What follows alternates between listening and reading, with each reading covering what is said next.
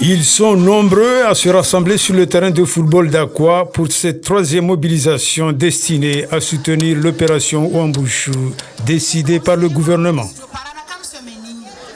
Sous un soleil de plomb, tout en arborant le drapeau tricolore et à l'effigie de Zenam Déré, figure historique du combat pour Mayotte française, les collectifs des citoyens de l'île Hippocampe annoncent surtout leur force stratégique pour obtenir le renvoi dans leur pays des ressortissants comoriens en situation irrégulière sur le territoire.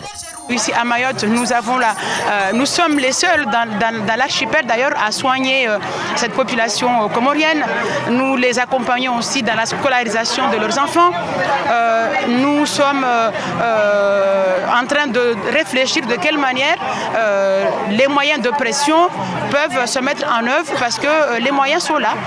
La population comorienne vit de la diaspora, de la manne financière de la diaspora.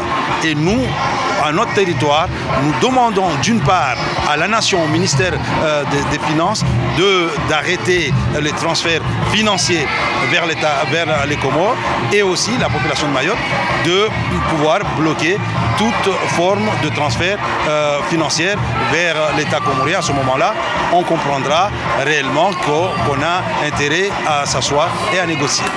Cette mobilisation, bien martelée par les organisateurs de ce rassemblement populaire, ne fait que renforcer la détermination des Mahorais contre ce qu'ils appellent l'invasion et la spoliation planifiée de leur territoire. Il est question d'assassinat, il est question de cambriolage, il est question de viol, il est question de beaucoup trop de choses. Je ne peux pas comprendre qu'il n'y ait pas de respect de contrat et je ne peux pas comprendre que l'on comprenne qu'il n'y a qu'à Mayotte qu'on doit venir tous ensemble détruire et non construire. Mais je me dis, il faut que les Mahorais se réveillent, qu'ils continuent à être solidaires parce que la solution est entre leurs mains. Nous marcherons jusqu'au bout. Donc nos grands-parents, ils ont commencé la marche. Aujourd'hui, c'est à nous de continuer. Demain, ça sera nos enfants qui vont continuer la marche. Mayotte s'enfonce dans des sables mouvants depuis 15 ans maintenant, tout doucement. Et aujourd'hui, Mayotte, elle n'a plus qu'une narine pour respirer. Mais sa volonté de sortir des sables mouvants, elle en a le droit. Sur l'aspect purement politique, Mansour Kamardine, député LR, trouve ici un argument de poids pour dénoncer le mutisme de l'État comorien et demande plus de fermeté à la France pour peser définitivement dans ce blocage relatif à l'immigration clandestine à Mayotte, plus particulièrement celle venant des Comores.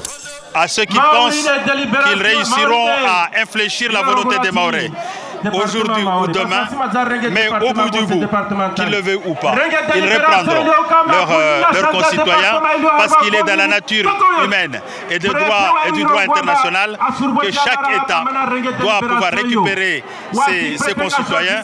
Donc la réadmission des Comoriens dans leur pays d'origine est inéluctable et inévitable.